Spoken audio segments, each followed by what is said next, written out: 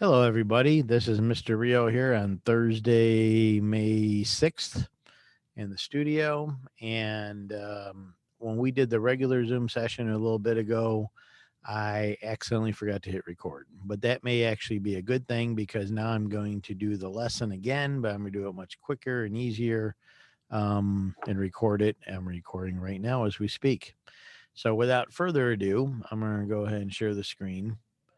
And I'm going to open this up. Now we are in Excel. I'm using the online version. I'll go back to here.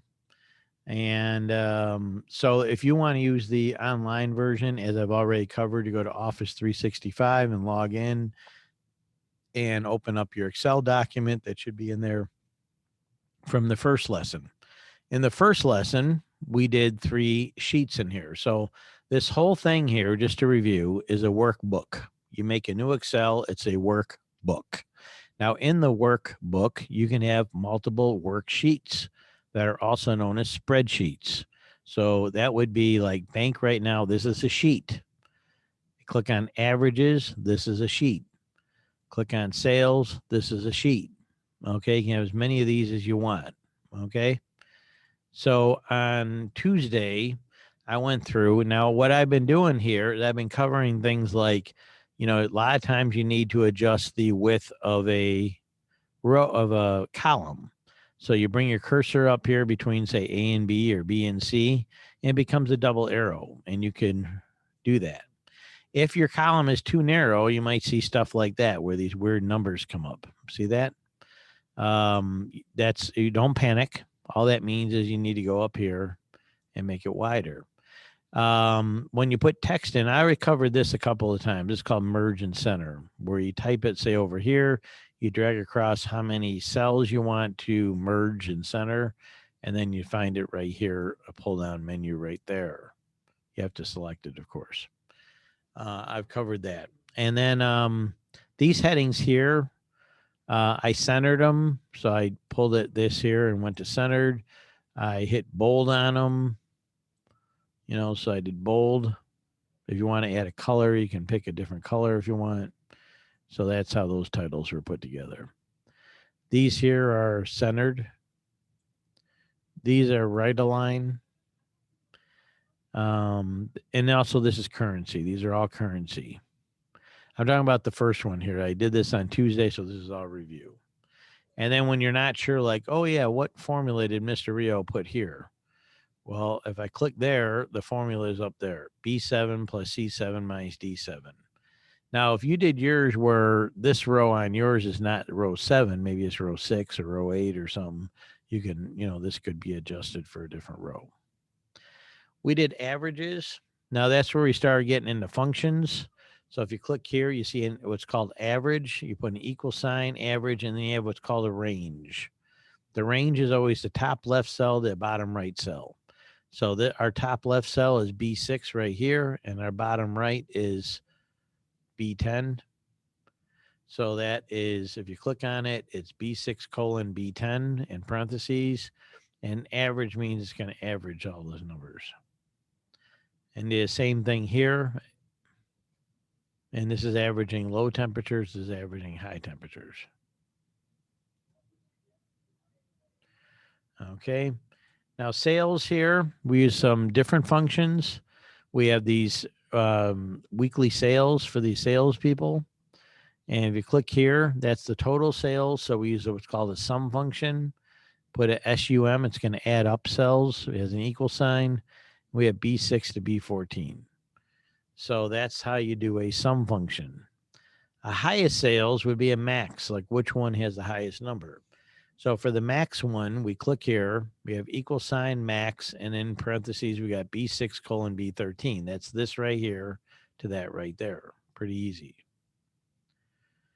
Now, this is a new one for today, mileage. And I already typed in highway mileage and dragged across 3 columns and did a merge and center. Did the same thing with distance table.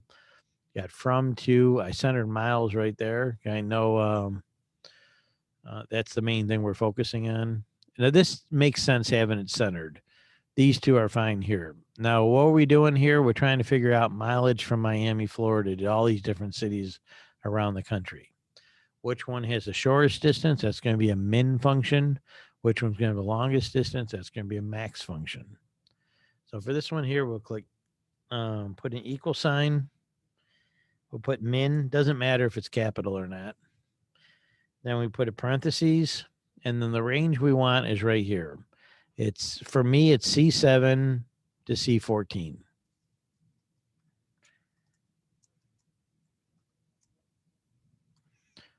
Okay, so C7 is the top left, which is this one right here, and C14 is the bottom right, which is this one right here.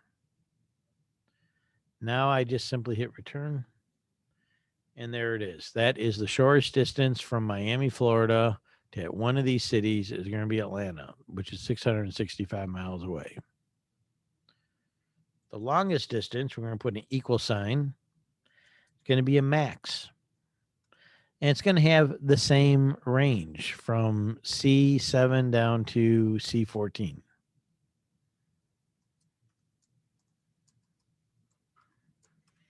Okay. So we got equal sign max C7 colon C14. And I'm going to hit return. And that has 2,737, which is the distance to LA. So we have our shortest distance, our longest distance. One is a max function, one is a min function. Okay, last one we're going to do here is about insurance premium. So I type that in up here, put in policy, age, previous statement, update statement. I did a little shortcut type inside to their last names. I put, let's see. Oh, I put a little note here. Now, the tutorial, if you watch the one that's I made last year that's with this, they may use slightly different numbers. So either one be okay with me. It doesn't matter which one. But here's what's going on. This is where it gets a little bit complicated. Not too bad, but a little bit. We have people that have insurance. It doesn't say auto insurance, but it looks like auto insurance. Now, for those who don't know, premiums are higher, all things being equal, on people under 25. So we have these different policy holders. They got their different ages, and this is what their previous premium was, what they paid for their auto insurance. Now, what should be their updated? Okay, we're going to use an if function. So it's actually quite simple. When you type in the if and put in your first parentheses, it's going to bring this up. So there's a logical test, value if true, value if fear or false. Okay, so for the first one here, we're going to put our test. The test is for me, because I'm looking at this cell right here, is B7 smaller than 25. And I put a comma. B7 smaller than 25, comma, that's inside parentheses. Now I'm going to put for the next one, B7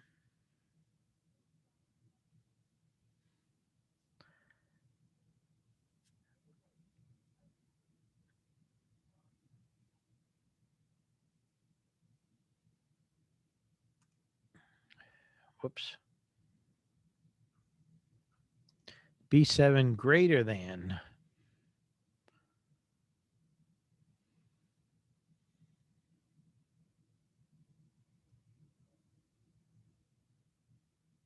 25.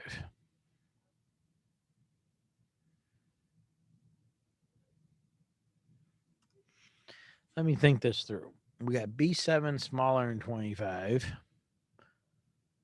Oh, that's a test. Sorry. What am I thinking? Ignore that last thing I wrote. It's late in the day. Had a million things going on today. B7 smaller than 25 is a test. So if it's true, we're going to take the previous premium, which is C7, and we're going to add. They're going to get an increase because they're under 25. We're going to add $30. So it's C7 plus 30. So we take their previous premium, add $30. That's what they get if they're under 25. If they're not, which is the next one after I put a comma in between each part, then we're going to minus $30. And then I got to put another parentheses. So we got equal sign if there's the test B7 smaller than 25, comma. Now, if we were to have a C7 plus 30, so if they're under 25, they get an increase. And I put 30 there by accident, meant to put 24, which I got down below. So they're going to get a $24 decrease. Now, once I hit return, there it is, the updated amount. Carlos was under 25. So the previous premium got a $30 increase. Now, I'm going to click on the little handle there, drag this down. It will readjust the if function for every single one. So it'll take the next one, do the test. They're older, so they're going to get a discount.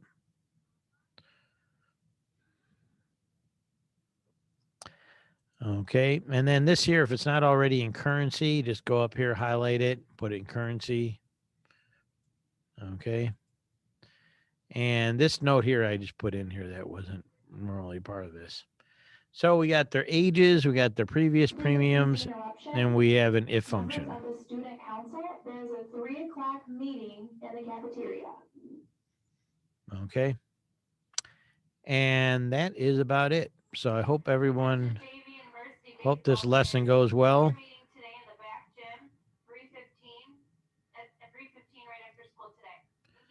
Okay. So I have to go, but I will post this and hopefully this will help you on the last two. And then next week we're only doing charting in Excel and that's it. So take care. Bye.